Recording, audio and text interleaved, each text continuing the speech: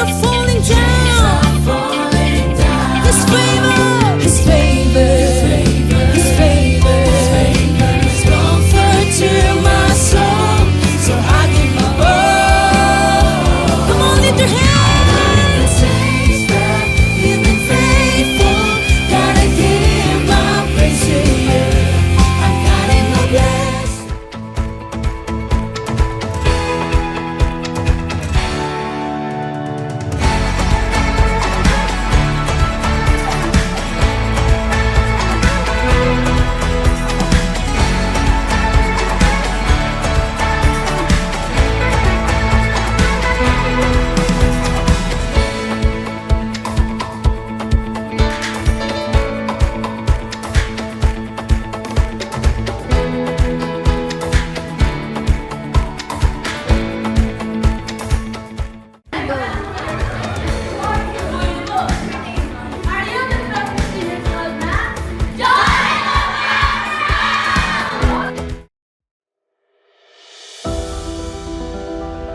From the spark of initiate came a movement, a step of faith, a simple yes to God. What we began, He is now enabling.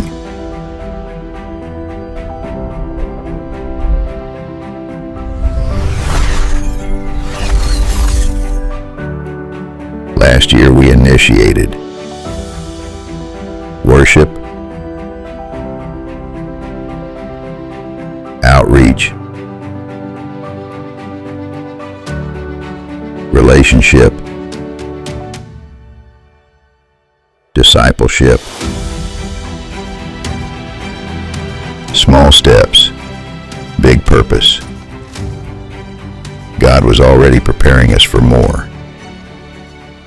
Now we declare, He is the enabler, the one who strengthens, provides, empowers. He enables leaders to rise, worship to ignite, lives to be transformed, not by our strength, but by His Spirit. Together we move as one, enabled to go, enabled to serve, enabled to love, enabled to shine. To Him who is able to do immeasurably more, be all the glory. Church of God General Trias, initiated by faith, enabled by grace.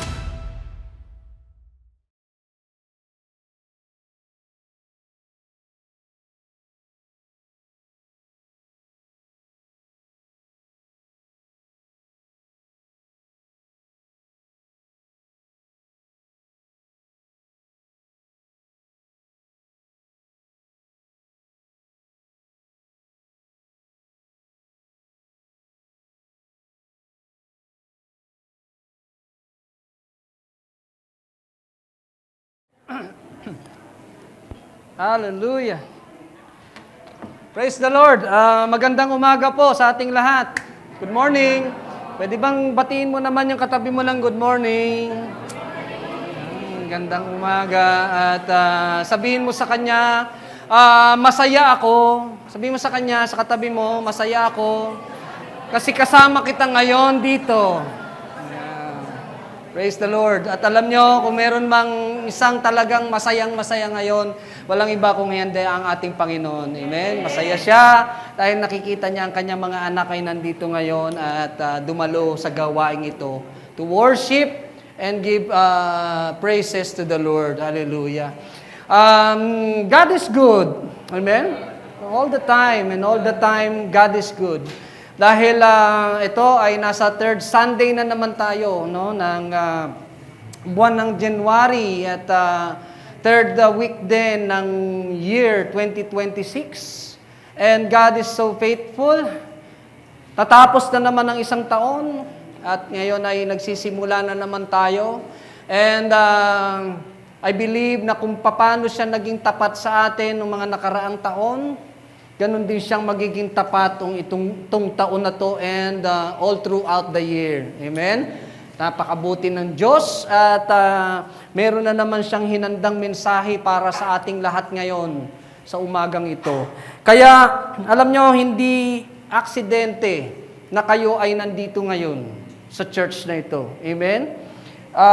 Ikaw na nakaupo dyan ngayon, alam ko na merong gustong gawin ng Diyos sa iyo, no? At meron siyang mensahe para sa iyo.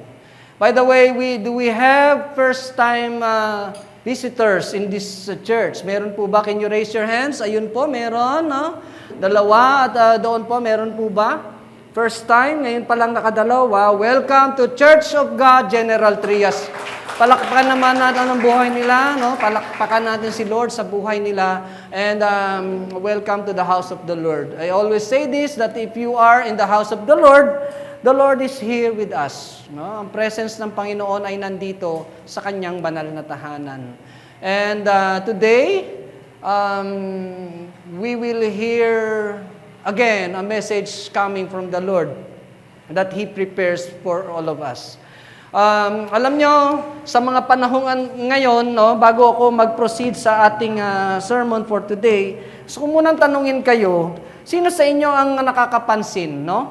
Na sa panahon ngayon, especially in this generation, madaming mga fake news. No? Sa Facebook, sa TV, maraming mga scams na nakikita natin, no? Dishonesty. No? Mga dishonesty and kahit saan, minsan kahit sa trabaho, minsan pati nga sa relationship, no? And ang nakakalungkot, the world, no, teaches us na okay lang yung makompromise ka, basta makuha mo lang yung gusto mo. Diba, no? Minsan ganon eh. Kahit na makompromise yung dignity, yung pangalan, somebody offered you something, pero that is illegal, na hindi siya tama, nasa sacrifice natin yung okay lang na ma-compromise, basta for our own benefit, no? And today, no, we will talk about integrity. Integrity.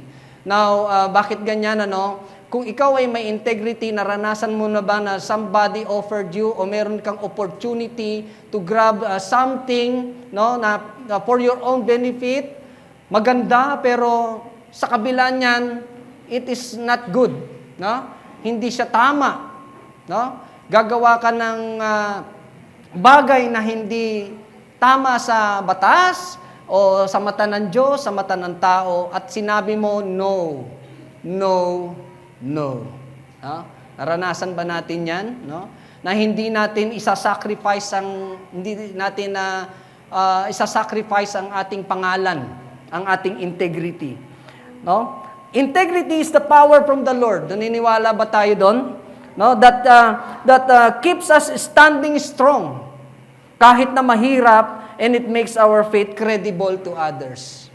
And today, we will learn how the power of integrity in Christ can protect our lives and make our witnesses shine in this generation. Yun po ang magiging topic natin for today. And our title for today is integrity. Now, what is integrity? Integrity, living consistently with God's truth, being the same person in private and public, refusing compromise. No? Hindi lang pag may nakakakita tayo gumagawa ng mabuti, kung hindi kahit walang nakakakita. No? And the power of integrity is our title for today. Let us pray. Hallelujah, Panginoon naming Diyos. Salamat, Panginoon, sa iyong kabutihan. And Lord, thank you for this day. Alam ko, Panginoon, na meron ka na namang mensahe sa bawat isa sa amin, Lord God.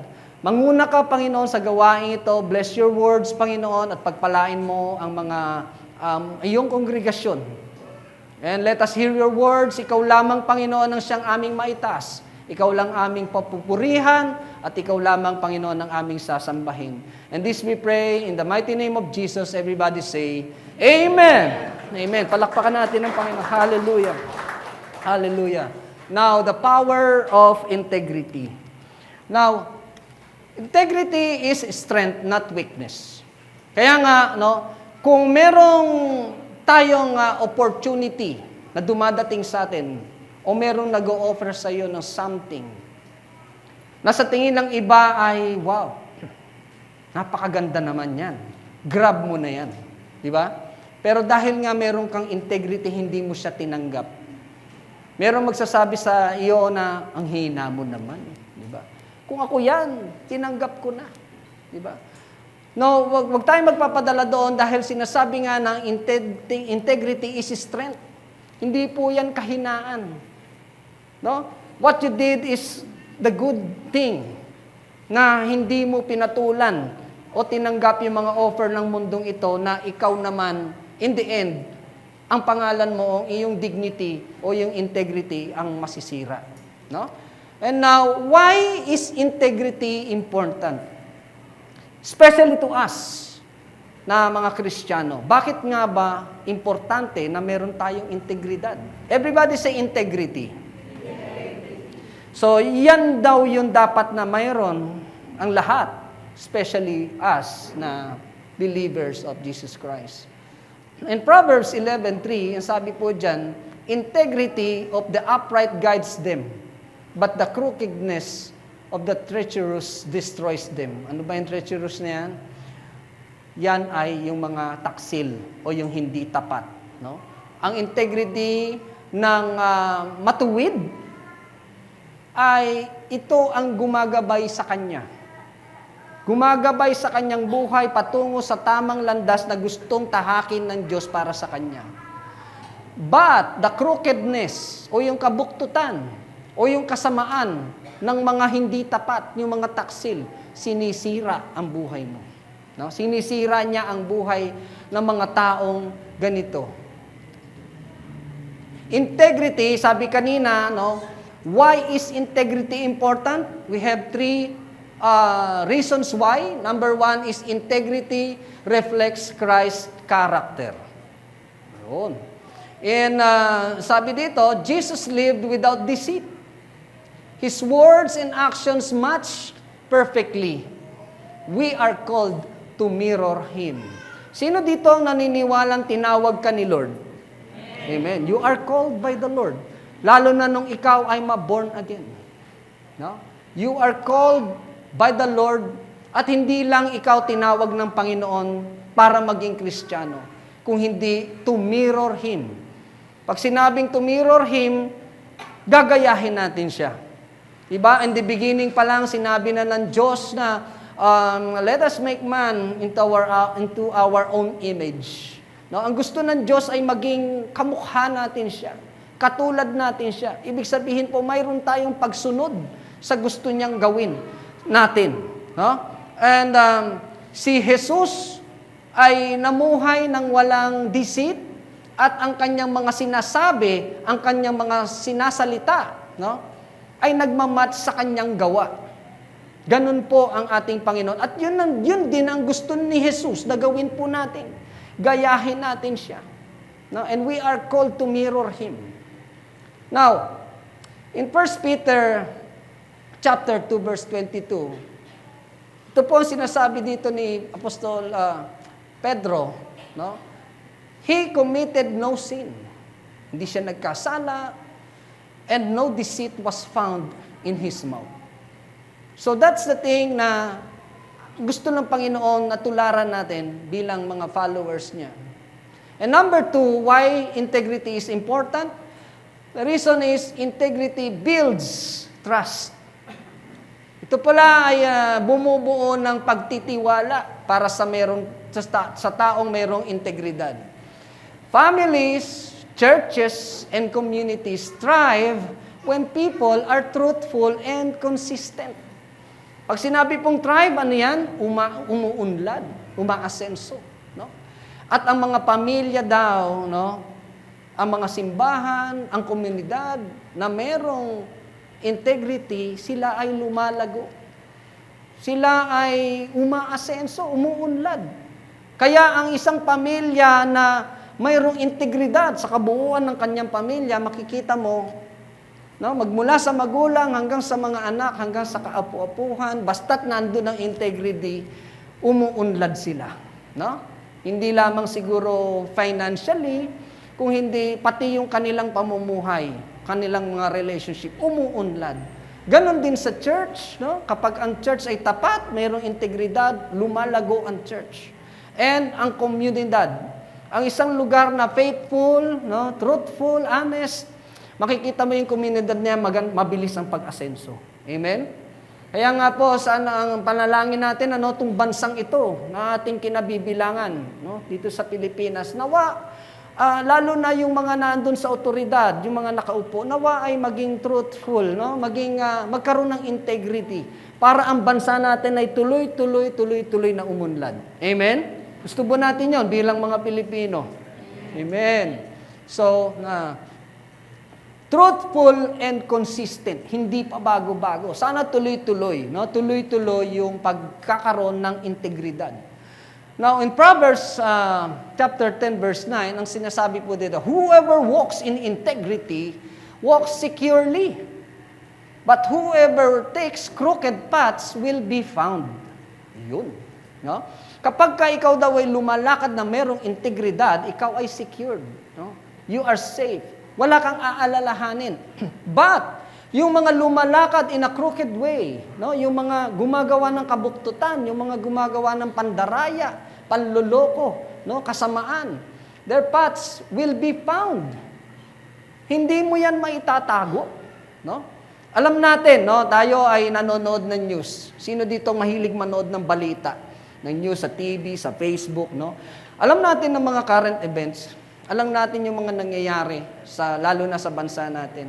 Nung nakaraang taon, 'di ba, na-expose, no? Na-expose yung mga tawag dito corruption, no?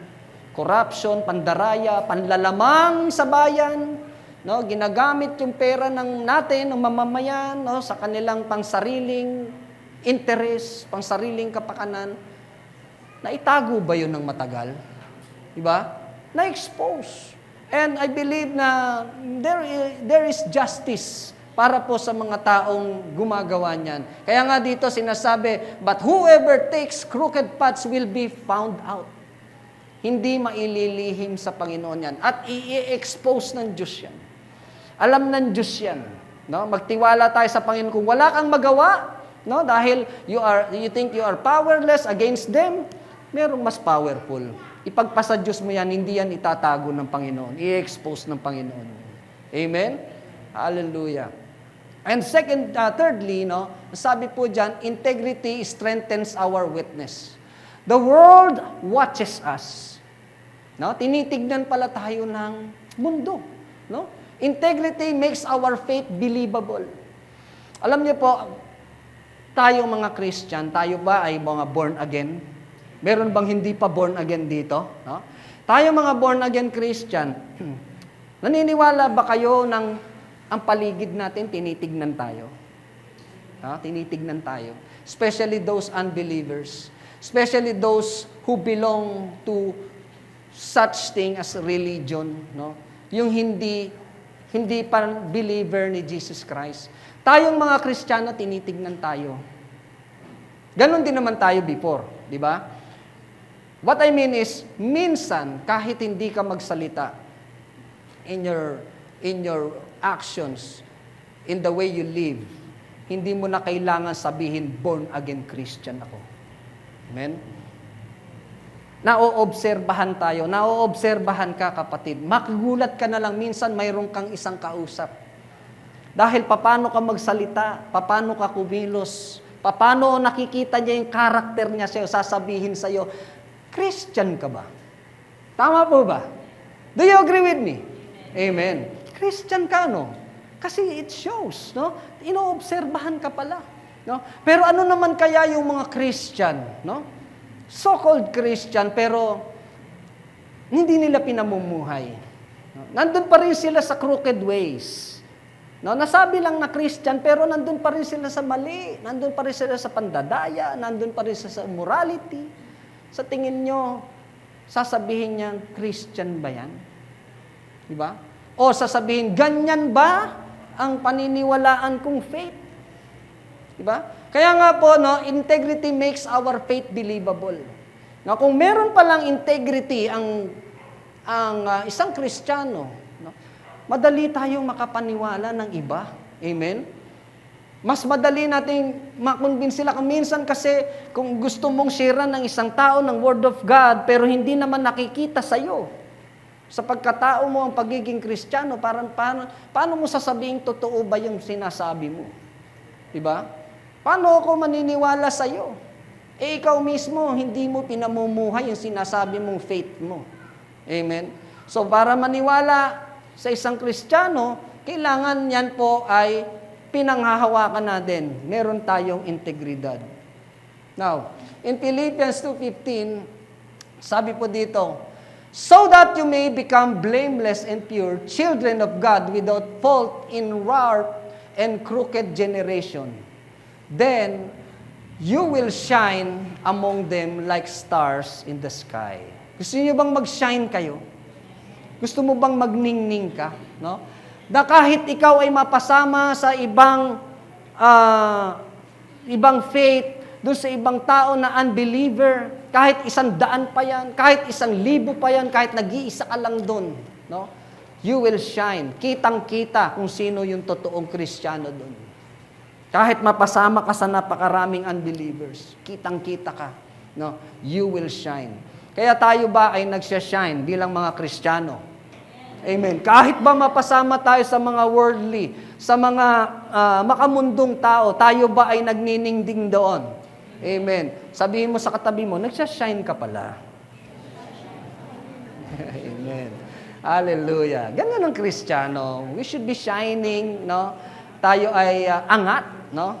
Kitang-kita kung sino yung tunay na anak ng Diyos. Amen? Hallelujah.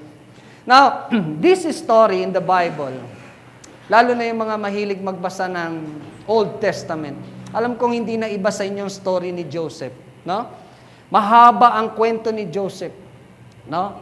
At gusto ko lang pong bigyan ng emphasis dito yung kanyang pagkakaroon ng integrity. Isa si Joseph sa character ng Biblia na talagang matibay at he stand firm in his integrity, in his faith in God. No? Alam natin na si Joseph ay ibinenta ng kanyang mga kapatid sa mga Egyptians, no? At siya ay naging slave doon, no? Naging servant siya at naging servant siya ng isang master niya na leader, no, ng security o leader ng isang official dito sa Egypt. At itong official na ito ay binigyan ng pagtitiwala o nagtiwala kay Joseph na mamahala ng lahat doon sa kingdom na yon, doon sa palasyo na yon. Pamamahalaan niya lahat yon dahil nagtiwala sa kanya, meron siyang galing, no? And except, wag lang niyang pakikialaman yung asawa niya. And that is Potiphar, yung sinasabi kong leader o yung master nitong si Joseph. No? Everything, okay. Under control mo yan. No? Ganun ang tiwala sa kanya. Wag lang yung aking kakainin at yung asawa niya. Now, isang araw, no, itong asawa ni Potiphar, yung kanyang master, ay nagkaroon ng interest kay Joseph. No? Nakursunadahan niya si Joseph. Bakit? According to the Bible, si Joseph ay makisig, magandang lalaki, no? Matipuno. Kaya itong isip nitong babae na ito, asawa ni Potiphar, parang nagkaroon siya ng gusto dito kay Joseph. At ilang beses niyang tinempt, no, si Joseph na to go on bed with her. Imagine that, no? May asawa siya. At alam niya namang itong si Joseph ay servant ng kanyang asawa. Gusto niyang makipagrelasyon sa kanya si Joseph. And so many times na tinanggihan ni Joseph itong babaeng to. At isang araw, no, na talagang pinipilit ng babaeng ito na tuksuhin si Joseph, nahila niya yung damit ni Joseph, yung kanyang cloak, yung kanyang balabal. At pinanindigan ni Joseph, umalis siya. Hindi siya nagpadala sa tukso. And ito yung sinabi sa Genesis 39:9, no? Sabi ni Joseph dito, "How then could I do such a wicked thing and sin against God?" Ito yung matigas niyang sinabi dito sa babae na, paano ko magagawa ang isang kasalanan? At isang kasalanang labag sa utos ng Diyos. Hindi ko yan gagawin, hindi kita papatulan.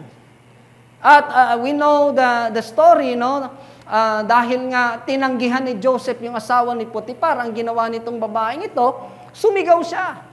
No? Para marinig ng mga tao doon, ng mga guard, na siya daw ay pagsasamantalahan ni Joseph at meron siyang katibayan na kuha yung damit niya o yung kanyang cloak. And we know the story, siya po ay nakarating ito kay Potiphar, kaya po siya ay nabilanggo. At doon sa kanyang pagkakabilanggo, nagpakita pa rin siya ng kabutihan, kaya siya ay naging katiwala naman ng nagbabantay doon sa kulungan, yung warden. Siya ay binigyan din ng mga magagandang opportunity hanggang siya ay nakalaya at siya ay naging nakatulong pa, no, to save his country, no, or his land. Yan. So, he chose integrity over pleasure, even though it cost him to his freedom and landed him in prison. No, siguro sa iba, no, pwede mong sabihin, pagsamantalahan yung babae na, oo, gustong-gusto ko nito. Pag ito, pinatulan ko, malamang ako ay mapopromote dito. No, dahil mayaman sila, maaring yumaman din ako. Di ba? Makamit ko yung mga hindi ko pa nakakamit sa buhay ko. Bilang slave, baka hindi na ako maging slave. Di ba? Pero he chose integrity over pleasure. Mas pinanghawakan niya yung integridad niya at yung takot niya sa Diyos. Because Joseph has the fear of the Lord. May takot siya sa Diyos. Alam niya ang kasalanan yon at hindi niya yun gagawin kahit na ang kapalit pa niyan ay freedom niya, no, or pleasure. Hindi bali na lang mapreso ko. Amen? No? Ganon po ang integrity ni Joseph. Now, integrity. How to apply integrity in our daily living. Ito po ay para sa atin. Ito ang aral na gusto ng Diyos na ating mapulot at matutunan sa mga sandaling ito. No, paano po i-apply in our daily living? Number 1, practice honesty. Sabihin nga po natin to, practice honesty. Alam niyo po, honesty is being truthful in work, school, and relationship. No? Maging honest tayo sa trabaho. Yan po ay isang napaka-importanting bagay na ginagawa natin. No? Sino dito ang nagtatrabaho? Working, no, empleyado, yan. Do we practice our integrity and honesty in our work, in our workplace, in our job, no? Marami ang iba, no, hindi ko nila lahat, pero may iba na sa trabaho ay hindi honest, lalo na pagdating sa mga oras, no? Baka nagtatrabaho, no, binigyan ka ng oras ng magtrabaho ng 8 hours, pero ang trabaho mo lang doon ginagawang totoong trabaho ay 3 hours lang. No? Ano yung 5 hours mo, ginagawa mo, nag-aasikot ka, nagbubulakbol, no? Or kunyari, nasa harap ka ng computer, nagtatrabaho, paganda kaharap si boss, ang ginagawa pala, Facebook, no? O nagchat-chat, no? Tapos pagdating ni boss, biglang alt-tab, punta ulit sa trabaho. Ba, dishonesty, no? Baka ikaw, ang trabaho mo ay nasa field, nasa sales, akala ng boss mo, ikaw ay nagtatrabaho, pero yun pala, namamasyal ka, di ba? No? Nagsha-shopping ka, yung oras mo, binabayaran ka para sa sarili mo lang palang kapakanan. Or kung ikaw ay isang katiwala ng treasurer ng company, baka ikaw ay kumukupit, di ba, no, sa pinagkakatiwala sa iyo, or ikaw ay nasa isang trabaho sa isang establishment, sa isang ahensya na kailangan na approval mo, no? Kailangan mong aprubahan, pirma mo lang, okay na siya. Pero dahil nga hindi siya okay, Pipirmahan mo pa rin yun. Basta bubuksan mo lang yung drawer ng lamesa mo, sige, lagay mo dyan. Okay na yan, approve ka na. No? May mga ganun po, no? Dishonesty in work, di ba? Now, in school, no? Meron ba dito mga estudyante pa? Mga nag-aaral? No? Meron po, no? Sa school. Paano ba tayo nagiging honest sa school? No? Kapag ka ikaw ba ay nag-i-exam, talaga bang ikaw ay hindi nangongopya sa katabi mo? Baka mamaya nag-i-exam ka, ang mata mo gumagala. Kasi hindi mo alam yung sagot, no? Or baka ikaw ay nag-online class. Akala ng teacher mo talagang galing sa iyong isip yung sinasagot mo, pero yung pala sa kabilang screen, ikaw ay nag-google, sasagutin mo yung tanong ng teacher mo. No? Habang nag-exam ka, you search sa Google, oh, yun pala ang tamang sagot. No? Kaya kung may mga teacher ba dito? Pagka nag-online class kayo, ano sasabihin nyo? Bahala na kayo, bahala na si Lord sa inyo kung tapat kayo, di ba? No? So in school and also in our relationship. Yan, napakaganda niya. Pag sa relationship, dapat honest ka. Sino po dito married? May asawa? Siyempre, hindi lang ako, yung iba. No? Sige na, wag kang mahiya. Honest ka ba sa iyong spouse? Sagot. Amen, no? Honest ka ba sa iyong spouse, no? Kahit ba magkalayo kayo, you are still faithful and honest to each other, di ba? So, siyempre, yun ang gusto ng Panginoon. Ako, inaamin ko, nung ako hindi pa Kristiyano, no? At ako'y nandun pa sa kasalanan, naging dishonest din ako once in my life, no? Na, sa aking wife. Pero God is good, unti-unti naman, binago naman niya ako at unti-unti pa rin niya akong, patuloy pa rin niya akong binabago, no? Ganon ang Panginoon, no? At yun nga, gusto ng Panginoon na practice our honesty. Pag yun ang meron ka, no? Meron kang integrity. Amen. Number 2 is be consistent. Everybody say be consistent. Now, be consistent. Live the same way in private as in public. No? Consistent ka. Kung paano mo ginagawa yan, no? The same way, no? Kung paano mo ginagawa ng wala kang kasama, walang nakakakita sa'yo, ganun din yung kapag kami nakakakita sa'yo. Sabi nga, gawin mong tama, may nakakakita man o wala. Actually, hindi walang nakakakita sa'yo eh. Meron. Si Lord. Amen? Wala kang maitatago kay Lord. Kahit magtago ka pa sa aparador mo o sa rep mo, nakikita ka pa rin ni Lord. Amen? Kaya let us be consistent. No? Gagawin natin yung mabuti, hindi lang kaharap ang iba o may nakakakita. Kundi kahit walang ginagawa, kahit hindi nakikita yung ginagawa mo, you should do it the right thing. No? You should do the right thing. Yung hindi masama. No? Gagawin mo pa rin ang mabuti kahit na walang nakakakita sa iyo. No? That is consistency. And also, guard against compromise. Don't sacrifice values for convenience or gain. Kasi kung minsan ito sinasabing compromise, no? Hindi bali na lang. Alam ko namang masama yan, compromise. Pero meron kasi ako mapapala eh. Diba? No, somebody offered you a job, no? Pero alam mo namang illegal 'yon. Pero alam mo namang masama 'yon. Baka maging scammer ka pa, no? O nati-take ka ng advantage sa iba, no? Hindi bali na. Hindi bali na yung compromise basta for my own gain. 'Di ba? Ako naman 'to eh. 'Di ba? Merong mga ganun. So, bantayan daw natin yung ating kompromiso, no? Baka tayo ay nako-compromise na at wag nating hahayaan na masira yung mga values na ating natutunan. Sayang naman ang mga naririnig nating Word of God. Sayang naman yung tinuro sa iyo ng magulang mo nung bata ka pa, yung mga values na tinuro niya. For the sake of your own interest, sa sacrifice mo yung compromise, no? Kaya yun po, bantayan po natin yan. And also, ito po ang napakaganda. Let Scripture guide choices. Basahin natin to ng malakas. Let Scripture guide choices. Yan. Anchor decisions. Always anchor decisions in the Word of God. Bago tayo magdesisyon, tandaan po natin, huwag mo sabihin alam mo na ang lahat. Huwag mong sabihin tama itong gagawin ko.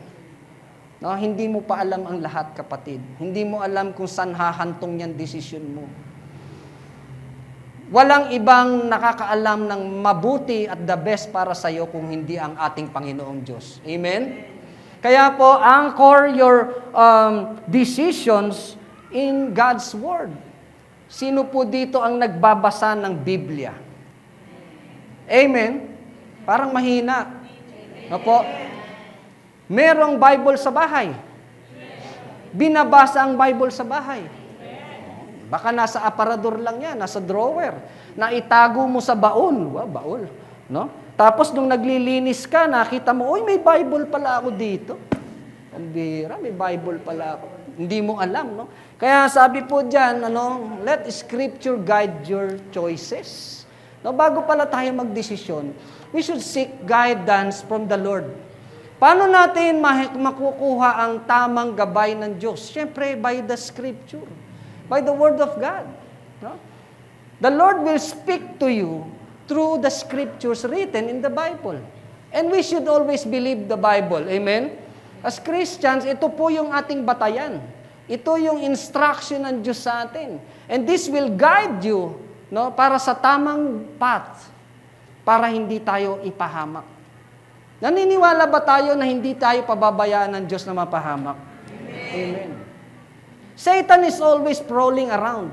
Gusto niya tayong ipahamak. Madami siyang papakita sa ating maganda to tempt us para tayo masilo sa kanyang trap.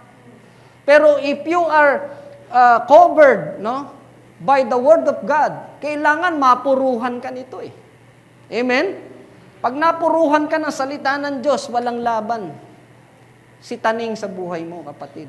At yung choices mong gagawin, kapag kayan ay mayroong approval ng Panginoon, maniwala ka sa akin, pagpapala yan sa iyo. Amen? Tama ang magiging choice mo kapag sinik mo ang approval ng Panginoong Diyos. Because He knows the best for you. Maaaring sa tingin mo, okay ito. Pero hindi pala yun. Kung sino man lang merong alam kung ano yung pinakamabuti para sa iyo, walang iba kung hindi ang ating Panginoon. Amen? And seek accountability. No? Seek accountability. Surround yourself with believers who encourage integrity. No? Mas maganda na tayo ay mapaligiran ng mga taong believers, tayo ay yung mga tao na mayroong integridad. At pag sinabi po na meron kang accountability, lagi nating isipin, bago natin gawin ang isang bagay, teka muna, accountability ko to. Lalo-lalo na pag may pinagkatiwala sa'yo. No? Akuin mo yung accountability. Dahil pag pinabayaan mo yan, sino ang masisira dyan? Ikaw din. Because you are accountable. Pinagkatiwala sa'yo, pinabayaan mo. No? O winaldas mo. O pinagsamantalahan mo. You are accountable. Di ba? So seek accountability. And how to apply, kanina sabi ko in our daily living, actually hindi lang to na-edit. How to apply integrity in our church. Apo, in our church. Sa church na ito ngayon. No, sa church. Number 1 is integrity in leadership. You know that in the church, meron tayong mga leaders. No? Oh. Integrity in leadership, church leaders. A church without integrity in leadership loses its credibility. Siguro hindi mo gugustuhin mabilong sa church o magsimba sa isang simbahang walang credibility. Tama po ba? Amen? Amen. Kaya nga tayo, no, nung tayo ay hindi pa Christian, di ba? Kung minsan tayo ay nagpasalin-salin ng church, di ba? Parang andun ka sa pagsusuri, no? Sinusuri mo, tama ba itong pinapasok kong ito? Okay ba itong teachings nila dito? No? Paano ba ang faith nitong church na ito? Ganon, no? And the leaders, no? Kailangan po, no? Huwag po mawawala ang integrity ng mga church leaders, no? What do I mean, mga leaders? Na andito po yung mga pastor, yung mga elders, yung mga ministry leaders. They must model transparency, no, and honesty. Kaya nga po sinasabi diyan, a church without integrity in leadership loses credibility. Nagsisimula po yan sa leader. No? Kapag ang leader ay walang credibility, no, down to him, bagsak lahat yan. Tama po ba? No? Kasi sasabihin ng down to the leadership, sasabihin, leader ko nga ganun eh. Siguro okay lang naman ako. Siya nga leader eh, ganun eh. Di ba? So, hindi po tama yun. Ano? Ang dapat daw po ay, in the church, we show integrity in leadership. In leadership. And, number 2 is integrity in teaching. No? Preach and teach the word faithfully. Now, preach and teach the word faithfully without twisting scripture for personal agendas. No, kaya nga po, no, ang nagpi-preach, pastor man yan o mga leaders ng church, nag-share ng word of God, dapat po hinihingi sa Holy Spirit, no, sa Panginoon ang mensahe. Sa Kanya manggagaling ang tunay na mensaheng gustong iparating ng Diyos sa atin, hindi sa sarili mo. Kasi pag nangyaring sa sarili mo, baka mayroon kang personal agenda. Meron ka lang gustong sabihin doon sa mga taong nakikinig sa'yo. Padadaanin mo sa preaching. Gusto ko patamaan ko ito. Patamaan ko si sister, patamaan ko si brother sa pamamagitan ng preaching ko. Ano kaya sasabihin ko? Ano kaya ipipreach ko yung tatamaan siya? Hindi po ganun, no? Or nagtitwist. Yung iba naman ay nagtitwist ng word, no? Para lang mapaniwala yung kongregasyon, yung nakikinig sa kanya. No? The preach and teach the word faithfully. Dapat po faithful ka. Ang gusto mo, kaya ka nangangaral ng salita ng Diyos dahil mahal mo yung tupa. Dahil mahal mo yung kongregasyon at gusto mong makarating din sa kanila kung ano yung mensahe ng Diyos na gustong iparating sa kanila, sa inyo. Amen? Ganun po yun. That is why, once a preacher stand in the pulpit, kailangan po hinihingi ang power of the Holy Spirit from the Lord. Guidance from the Lord. At siya ang mangungusap, ginagamit lang po ang nagpipreach. Just an instrument, just a messenger of God to send God's message for the congregation. Amen. And even sa mga nagba-Bible study, ganun din, baka ikaw ay leader, ikaw ay nagtuturo sa Biblia, meron kang Bible study, it should be, na bago ka mag-Bible study, the message would come from the Lord. Hindi yung gusto mo lang. Dahil ito yung napapanahon, ito yung in ngayon, Gusto kong sabihin sa kanya to, hindi ko lang madiretsa, dadaanin ko sa Bible study. Hindi po ganun. Dapat po galing po kay Lord, ang bawat mensahe, faithfully. Faithfully. Next is integrity in stewardship. The church must manage God's blessing responsibly. Stewardship, ibig sabihin ito yung handling finances, resources, offerings with accountability. Kaya nga po, ang church na faithful sa mga offerings, yung mga handling ng finances, of course, the church, meron tayong finance para sa mga maintenance ng church, sa pangangailangan ng ministry. Dapat po ang namamahala ay faithful, Siya po ay responsible sa hinahawakang pera at yung pera po niyan ay hindi po sa atin yan. Yan po ay pera ng Diyos. Amen? Pera ng Panginoon yan. Yan ay para sa kanyang iglesia. Kaya po dapat ang namamahala sa simbahan ay responsible sa kanyang, dahil ang money na pumapasok sa church ay blessing yan, galing sa Panginoon. And dapat careful po na hawakan yan. Meron tayong nababalitaan sa ibang mga church, kaya sila ay umunlad ng ganun dahil andun yung mga nai-involve pa rin yung corruption, di ba? At yan ay hindi rin kaila sa atin na may mga ganun talaga. At ayaw ng Panginoon yon dahil ang iglesia ay sa Kanya. Amen? Kaya nga po katulad po nitong Church of God, This is the church of God. Sa Kanya po ito. At naniniwala ako na sa church of God ay wala pong unfaithful dito. Amen? Amen. Palakpakan natin ang Diyos. And tayo po ay blessed that we belong to the church of God. Amen. Hallelujah. And integrity in relationship. Sabi po dyan, the church must be a place where members treat one another with respect, truth, and love. Hindi po kailangan dito yung gossip, yung favoritism, yung hypocrisy. Because yun po ay nakakasira ng relationship. Sabi diyan, kailangan po, ang church daw ay isang lugar, kung saan ang mga member na nagtitreat one another ng magkakapatid. Kasi kung tinuturing mong kapatid ang kasama natin sa church, we are respecting them.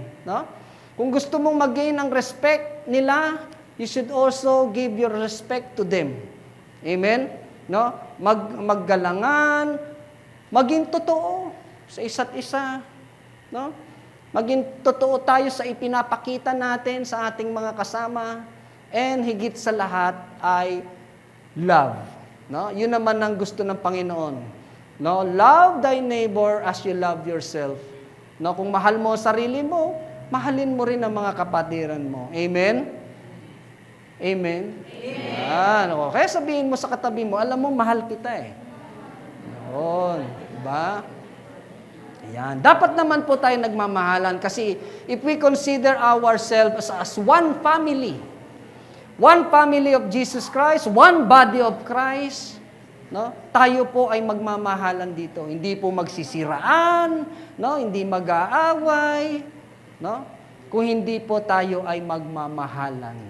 Dahil yun ang gusto ng Panginoon. Actually, mahal tayong lahat ni Jesus Christ. Amen? Kaya ang gusto niya, tayo dig lahat ay magmahalan. Dahil kung nagmamahalan tayo sa isa't isa, mahal natin ang Panginoon. Amen? Hallelujah.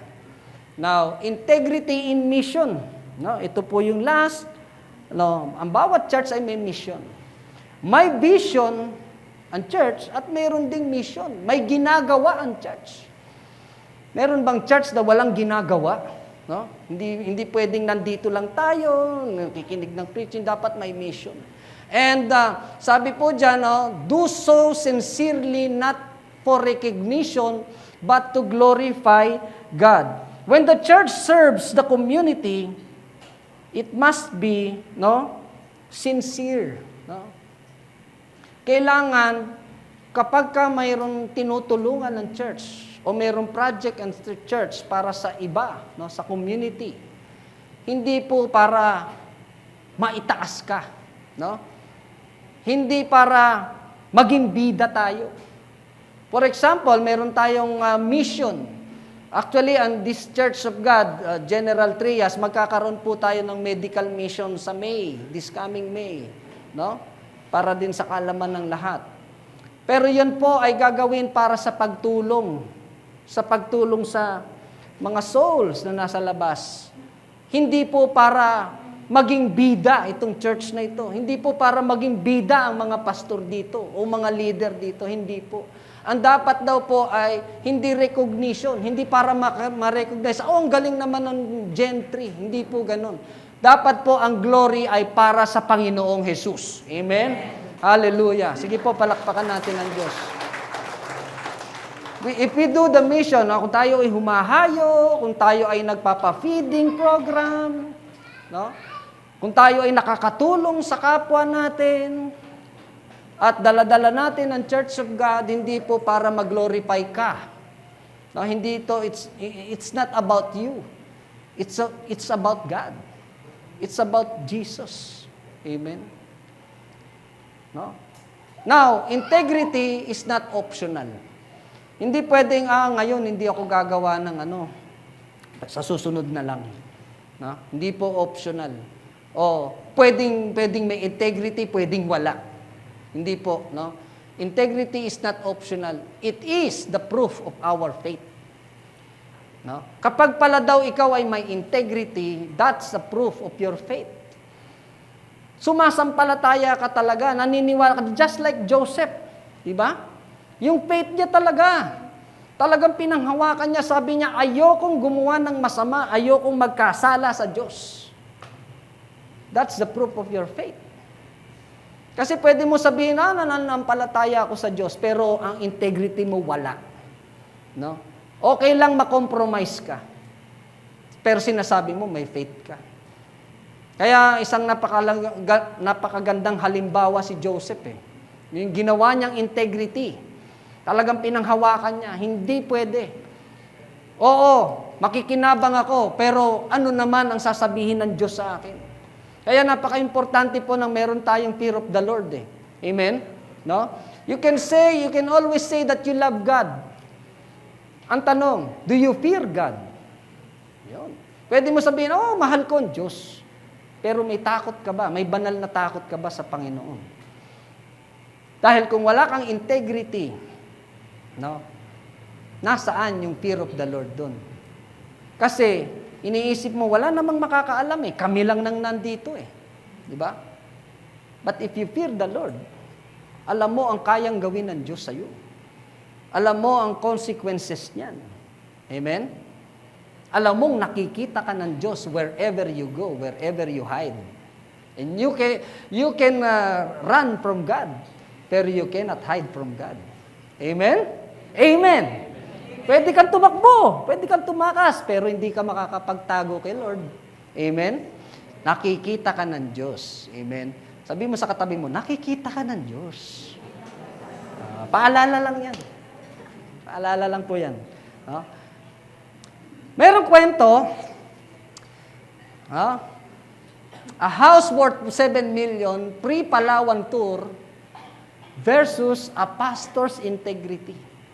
Bakit kaya 7 million?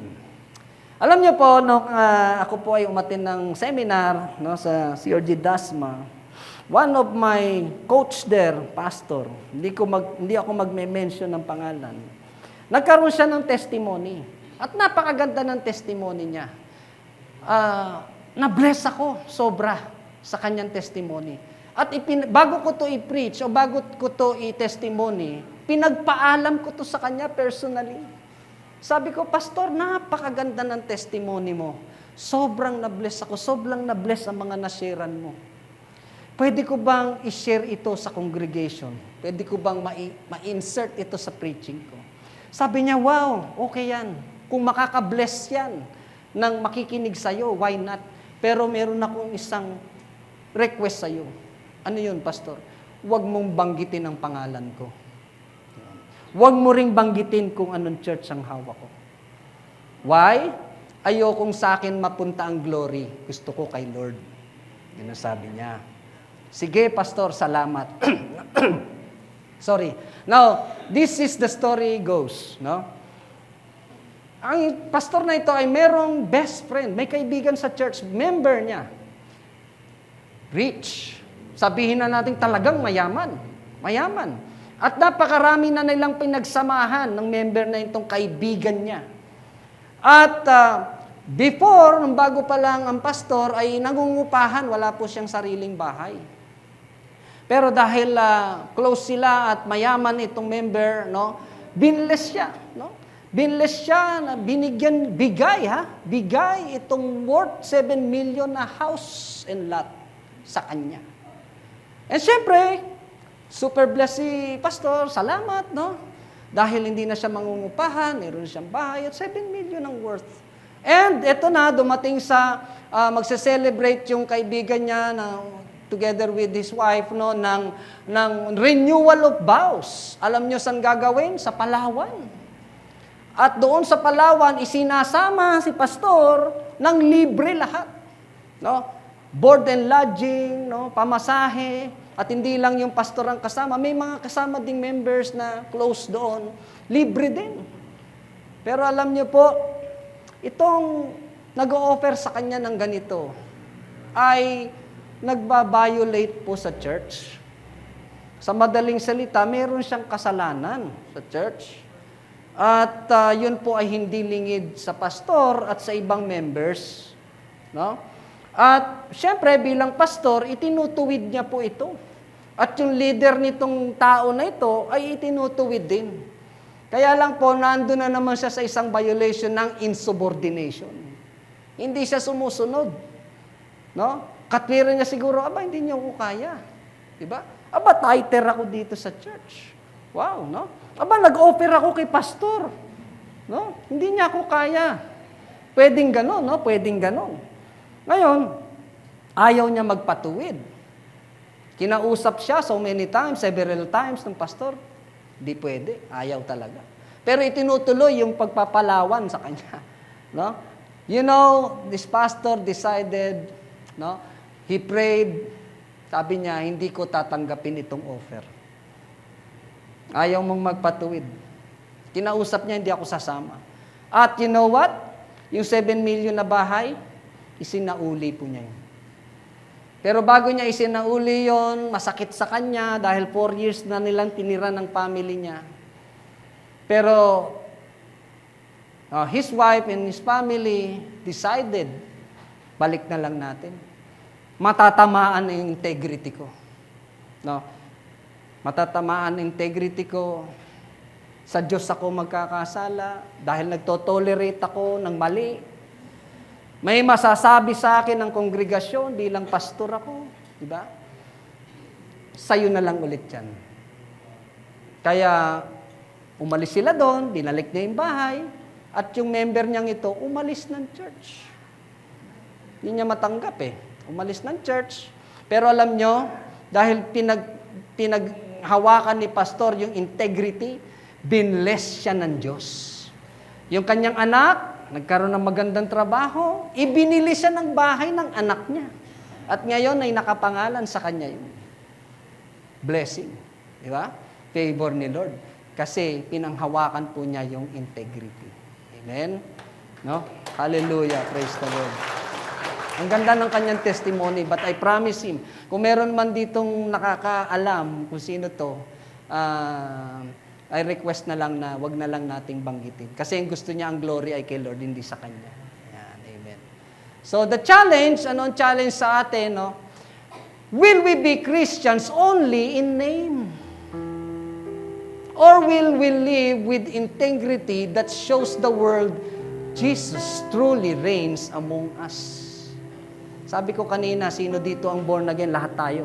Di ba? We are Christians. Pero okay lang ba yon? Tawagin ka lang Christian. Pero hindi mo ipinamumuhay si Jesus sa buhay mo. Pangalan lang, Christian. Born again. Pero hindi mo naman ipinamumuhay si Jesus. Will we be Christians only in name? Tawag lang? Christian yan. Nagsisimba yan sa COG. Or we will live with integrity. Mamumuhay ka na mayroong integridad.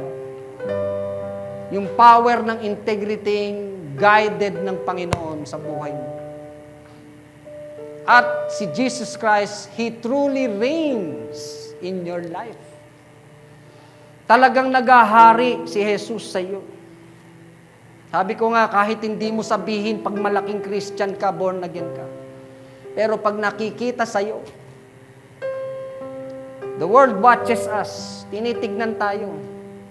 Ganyan ba talaga ang Kristiyano? Ganyan ba talaga? Diba? Makakahikayat ka pa. No? Na maging ma-save din yun, yung kausap mo ng unbeliever. Dahil kapani-paniwala ka. Why? Nakikita Nagsishine ka. Amen? Kaya once na nag-share ka ng Word of God, may impress ka na lang, sasabihin, wow, interesado ako sa pakikinig sa'yo. Interesado ako sa Word of God na sinishare mo. Kasi nakikita ko sa'yo. Kung paano ka binago ni Lord, siguro ganun din ako babaguhin ni Lord. Yun ang sasabihin sa'yo. No? If we truly let Jesus reign in our life. Now, true integrity is not about us. No, hindi ito patungkol sa atin. It is about Jesus shining through our lives. Amen? Hallelujah. Hindi ito patungkol sa atin. Hindi tayo ang bida dito. Pag may integrity ka, hindi ikaw ang magaling. Ang magaling dito ay ang ating Panginoon. Ang mabuti dito ay ang ating Panginoon. Dahil hindi ka naman magkakaroon ng integrity kung hindi yan grace sa iyo ng Panginoon. Amen? He shines in our lives. That's the power of integrity. Hallelujah. Palakpakan natin ng Diyos. Hallelujah. Can we all stand? I request everybody to stand. And we will sing this song as response to the message of the Lord. Now, sa mga ginagawa ng Panginoon sa atin, the way He guides us, paano niya tayo ingatan, paano niya tayo mahalin, He deserves to be praised. Amen? Dahil mabuti siya sa atin, wala tayong gustong gawin kung hindi mag-praise, magpuri sa mga gawa niya sa atin. Kapuri-puri ang Diyos. To bring honor and glory to Him. That's our job. As followers, as believers of the Lord. And as we sing this song, I want you to reflect, no? Ano yung mga nagawa sa iyo ng Panginoon at gusto mo siyang purihin. You sing praises. Umawit tayo ng papuri sa Panginoon. Hallelujah. And as you sing praises to the Lord, baka may gusto kang ipanalangin sa Kanya. You want to surrender your burdens, your sickness. You want to surrender to Him your problem, no, your struggles. You can come to the altar in front. And we will pray for you as you are also praying to the Lord and giving praises to Him. Sige po, let us sing this song. And I encourage, you, church, to come to the altar and surrender to God. The Lord is calling you. Giving is part of worshiping. To all who desire to give, you may give your tithes and offering through online bank transaction. Details are provided below.